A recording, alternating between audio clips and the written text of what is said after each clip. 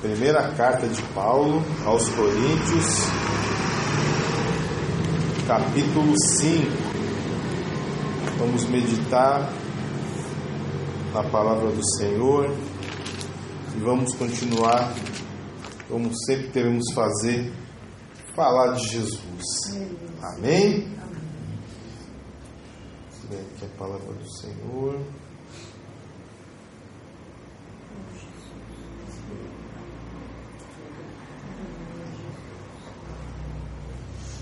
Primeira Coríntios, capítulo 5, versículo 7. Diz assim a palavra de Deus: Alimpai-vos, pois, do fermento velho, para que sejais uma nova massa, assim como estáis sem fermento, porque Cristo, nossa Páscoa, foi sacrificado por nós. Amém? Amém. Glória a Deus. O que nós iremos falar hoje, irmãos? Nós iremos hoje pregar a palavra do Senhor no que tange os paralelos entre a morte e ressurreição de Jesus e as festas judaicas. Jesus morreu em que época? Como, né? Da Páscoa, né? Foi na época da Páscoa qual Jesus morreu, né? E a chamada festa da Páscoa, ela precede, né? Tem algo antes da Páscoa, antes de matar o cordeiro pascual, e também tem um depois. Tem o antes e o depois. O mais importante é a Páscoa, né? Que quando o cordeiro é morto, e ali os judeus até hoje, né, eles se lembram desse evento que foi a noite ao qual Deus deu libertação para o povo de Israel do Egito. Mas há um paralelo entre a morte de Jesus e sua ressurreição e as festas judaicas e o significado dessas festas e da morte de Jesus. E é sobre eles ao qual nós iremos falar hoje aqui na palavra de Deus. Quando começou o paralelo entre Jesus e as festas judaicas? Começou, irmãos, no dia ao qual Jesus entrou em Jerusalém. A Bíblia diz, né, os irmãos leram, né, que Jesus entrou e as pessoas pegaram palmas, começaram a pegar ramos e começaram a dizer: Hosana, Hosana nas alturas, Hosana aquele que vem em nome do Senhor, Hosana filho de Davi. E foi o dia que Jesus entrou ali em Jerusalém. Que festa que tinha naquele dia? O dia que Jesus entrou provavelmente foi o dia 10 de Nissan, é do primeiro mês, né? E é o dia que as famílias, não é uma festa, mas é o dia que as famílias já escolhiam um cordeiro que eles iam matar durante a Páscoa. Então era aquele dia. Era o dia que eles pegavam, iam lá no mercado ou no seu rebanho e escolhiam o cordeiro perfeito para que fosse escolhido para a noite da Páscoa. A Bíblia diz assim: deveria ser levado para casa no dia 10 e inspecionado até o dia 14, para garantir que não tivesse nenhum defeito. Jesus entra em Jerusalém no dia 10 e passa os dias seguintes sendo inspecionados pelos fariseus e escribas, que não conseguem achar nenhuma falta nele. Se lemos lá em Mateus, a partir do capítulo 20, nós vemos que os fariseus, os saduceus, os herodianos, os escribas, eles começam a fazer diversas perguntas para Jesus. Olha, mestre, nós tínhamos aqui uma mulher que casou com um homem, o homem morreu, ele tinha 7 irmãos, para tentar pegar Jesus alguma coisa. Aí um perguntava sobre se podia dar ou não os impostos para César, o outro perguntava quem era ele verdadeiramente. Tentavam sempre fazer alguma coisa para achar algum defeito em Jesus, mas não acharam. E por que não acharam um defeito em Jesus? durante todo aquele tempo ao qual Jesus foi perguntado, e não acharam falta nele nenhuma, porque ele era o Cordeiro de Deus, o verdadeiro Cordeiro de Deus, puro e imaculado. Assim como o povo de Israel tinha que escolher, e até hoje eles escolhem um cordeiro imaculado, puro e verdadeiro, Jesus também se mostrou o verdadeiro Cordeiro de Deus, puro e imaculado, sem defeito e sem falta. Amém? Amém. Não poderia pegar qualquer cordeiro. O cordeiro não podia estar quebrado, não podia estar doente, não podia ter nenhum defeito assim aparente, tudo certinho. E Jesus, nesses 4 dias ao qual ele ficou lá em Jerusalém ensinando a palavra de Deus, ele foi tentado, não tentado assim para pecar, né? Mas provado em muitas coisas, mas ele mostrou que ele era puro e verdadeiro, e era o verdadeiro Cordeiro de Deus, não havia nenhuma falta nele. Amém? Amém. O que acontece? Depois houve a última ceia, amém? E a crucificação, aí foi a Páscoa, aí já foi a Páscoa certinho.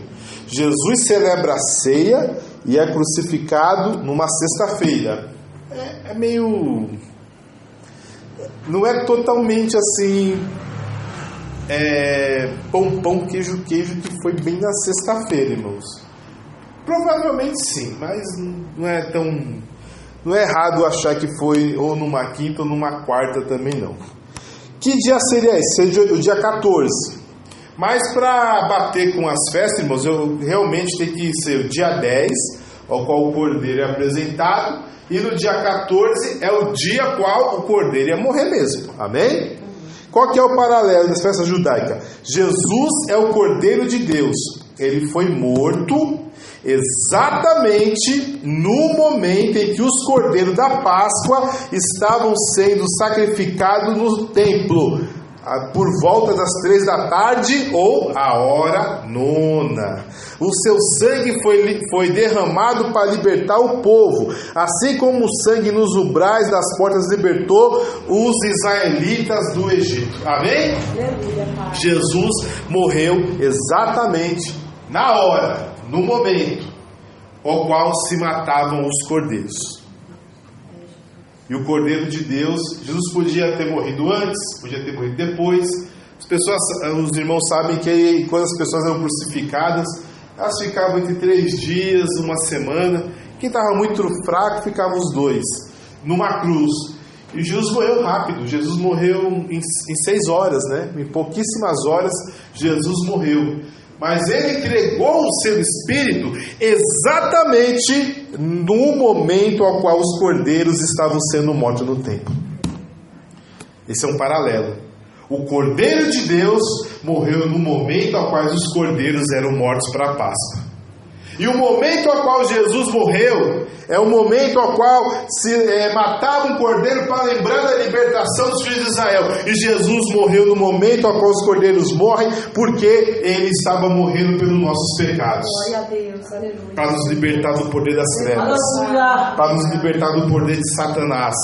Assim como o cordeiro que era morto e você colocava o sangue no umbral, simbolizava o poder de vencer a morte, que o anjo da morte iria passar, e quando vissem o sangue do cordeiro, não entraria pela morte de Cristo Jesus. Satanás não tem mais poder sobre os filhos de Deus. Amém, irmãos? Amém, Senhor. Há um temor muito grande, né, das pessoas hoje em dia sobre o poder das trevas.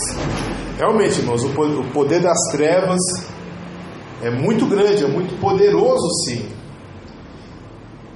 Mas a Bíblia diz assim, que aquele que é nascido de Deus, o inimigo não toca. Glória a Deus. Amém, irmãos? Amém. Tem essa fé no coração. Amém, Jesus. O inimigo pode fazer o que quiser, mas aquele que é nascido de Deus, o inimigo não toca.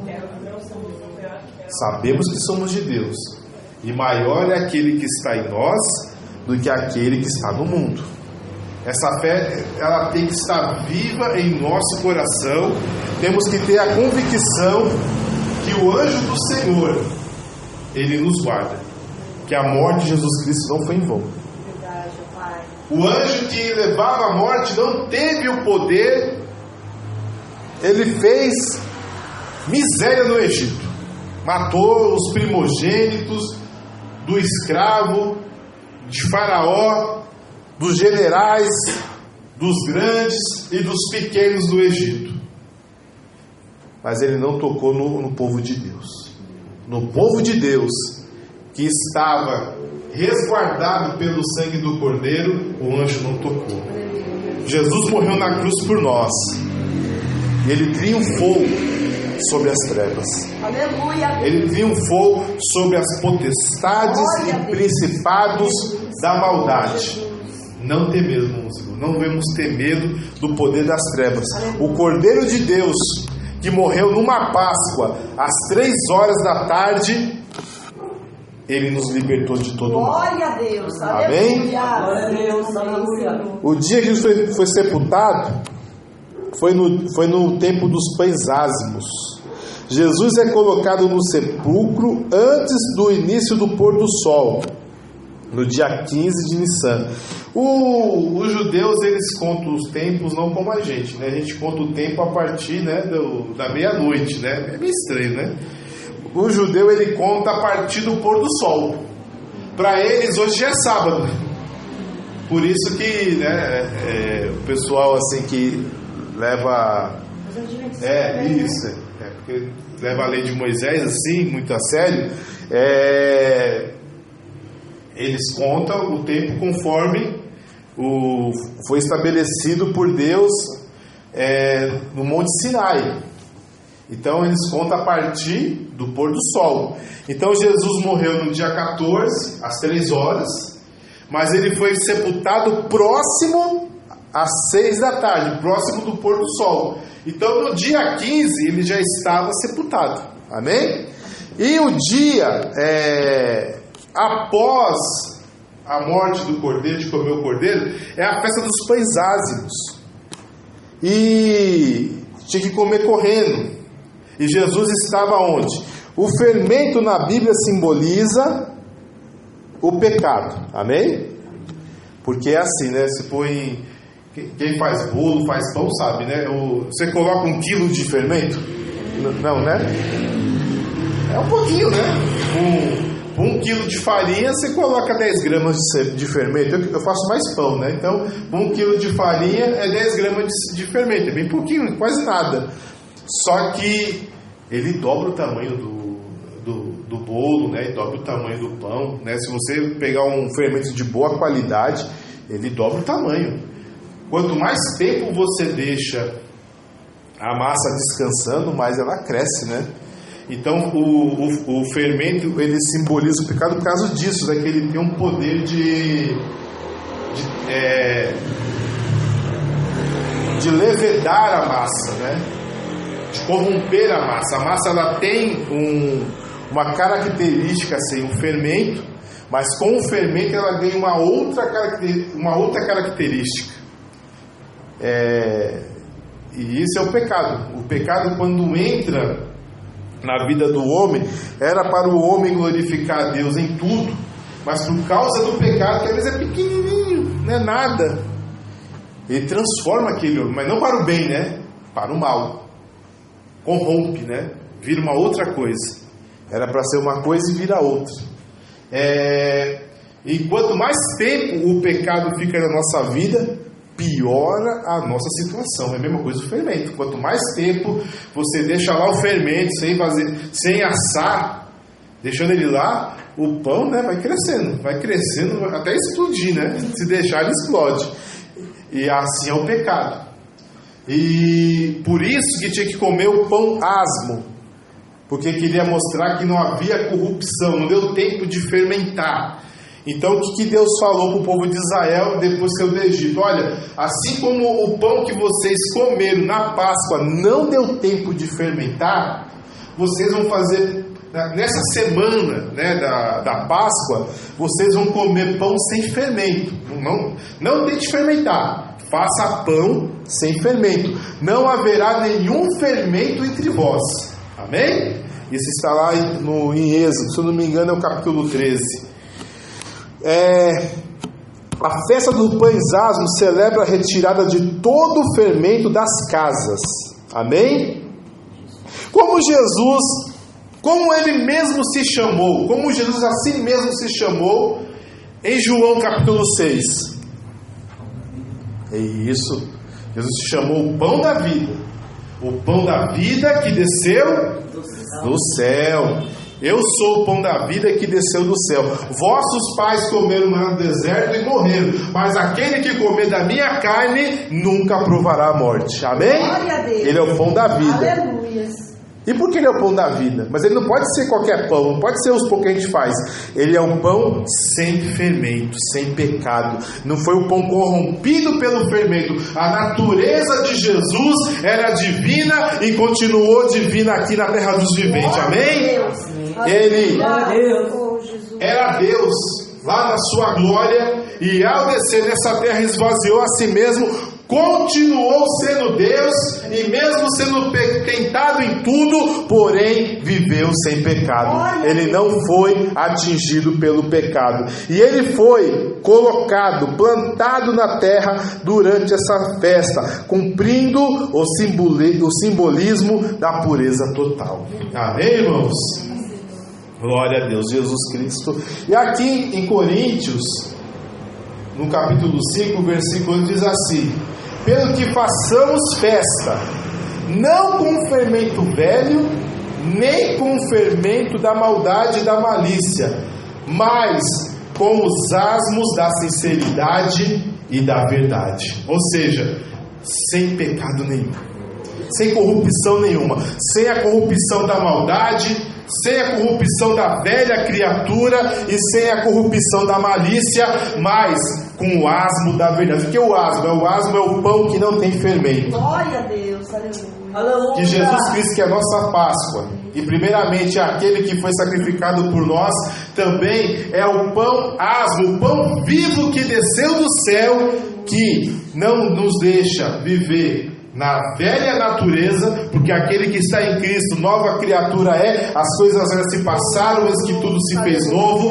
Ele também é o verdadeiro fermento, ao qual não há maldade, porque aquele que está em Cristo purifica-se a si mesmo, assim como ele é puro. Aquele que tem essa esperança purifica-se a si mesmo, assim como ele é puro. E sede santo, como o Senhor vosso Deus é santo. Sede santos em toda a vossa maneira de viver, e nem o asmo da malícia. Porque o que Jesus disse assim?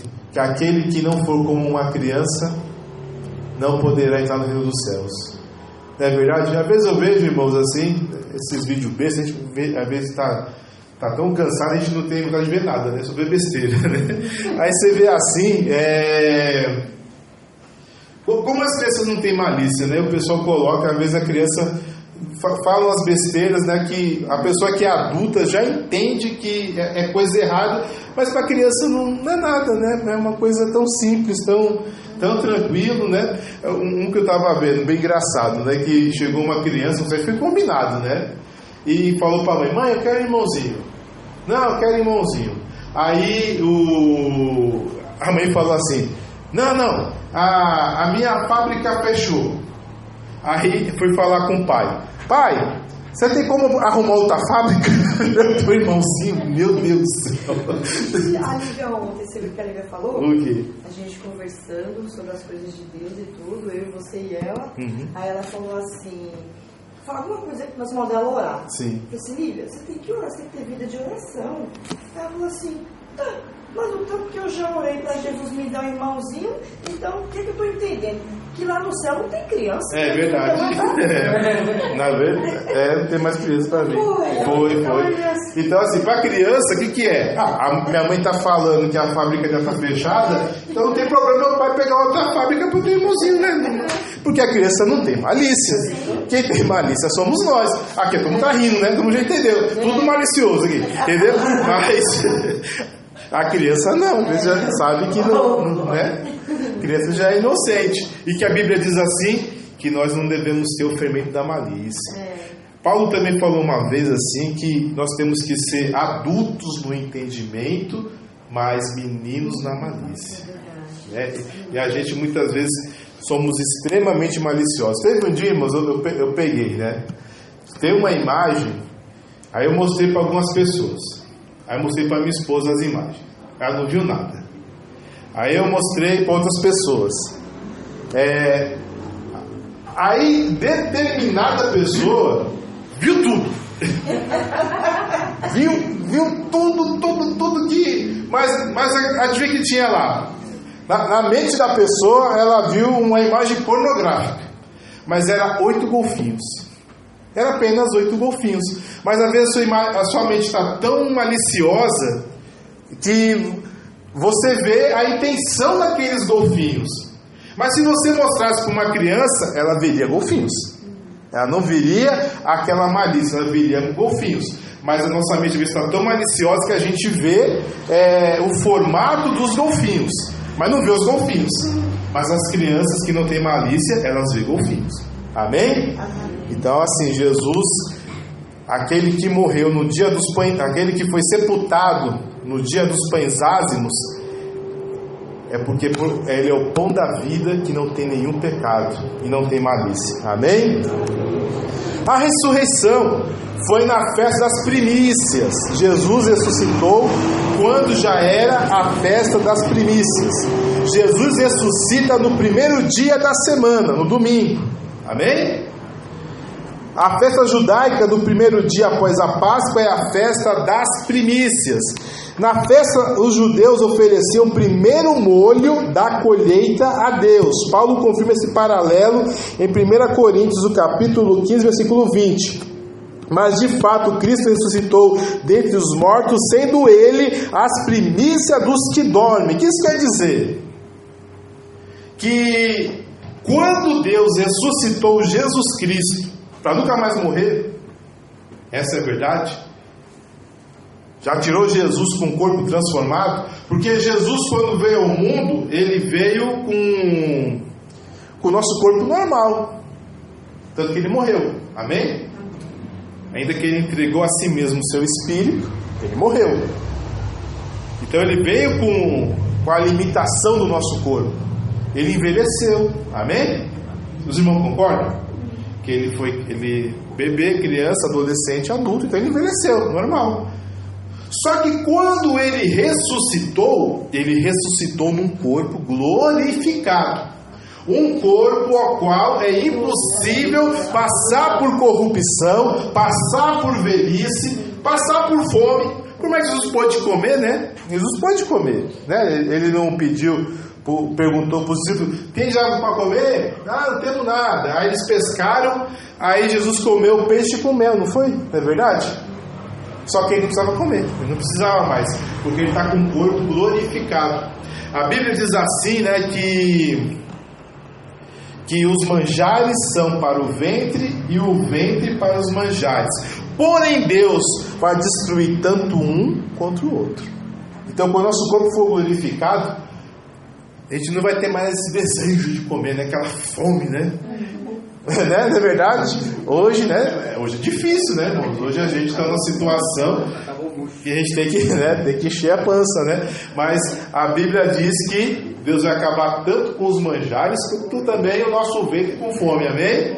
E Jesus, ele é a primícia daqueles que dormem. Ele foi o primeiro que foi ressuscitado dentre os mortos para nunca mais morrer num corpo glorificado. E assim há de acontecer conosco, irmãos. Jesus ressuscitou nas primícias, bem depois das primícias. Mas qual é o simbolismo? Que assim como os judeus pegavam o primeiro facho, né, o primeiro molho dos trigos, da cevada, do centeio, que oferecia em sacrifício a Deus como primícias, que Jesus Cristo foi o primeiro que foi entregue a Deus para ir para o céu e ressuscitado, mas ele foi o primeiro entre muitos irmãos, amém? Assim como Cristo ressuscitou, nós também ressuscitaremos, amém? Aleluia, Pai. A sua ressurreição garante, ele foi o primeiro, mas haverá uma colheita, irmãos. e todos aqueles que derem frutos serão levados para o Senhor. Aleluia. Eu sou o primeiro de todos, mas nós também seremos levados para o Senhor. Amém? O dia da sua ascensão e a contagem do Homer. O evento bíblico, o Homer é a pesagem, né, irmãos? Jesus passa 40 dias ensinando os seus discípulos antes de subir ao céu. Que festa é essa? É a contagem do Homer. Está em Levítico, capítulo 23, versículo 15. Olha, irmãos, eu li a Bíblia de algumas vezes, eu sempre ignorei esse negócio aqui, mas está lá. Os judeus contam 50 dias entre a Páscoa e o Pentecoste. Jesus subiu ao céu no 40º dia, estando 10 dias de oração para os discípulos até a vinda do Espírito Santo. Amém? Então, para recapitular, Jesus entrou em Jerusalém no dia 10 de Nissan, quando o Cordeiro de Deus é apresentado ao povo. Ele morre na cruz na Páscoa, é redenção pelo sangue do Cordeiro. Jesus é sepultado no dia do Pães Ázimos, que simboliza o significado da pureza do corpo sem pecado. A ressurreição dá na primícias a garantia da vida eterna. A ascensão acontece durante a contagem do Homer, preparação para a nova aliança. É o tempo da preparação. E Jesus, depois que ele subiu ao céu, ele fez uma promessa, a vinda do Espírito Santo. Ela veio quando? No dia que se cumpriu o dia de Pentecostes. A lei escrita no coração da igreja. Amém, irmãos? Glória a Deus. Esse era o estudo que eu queria dar hoje para a nossa meditação em nome de Jesus. Amém? Deus abençoe os irmãos.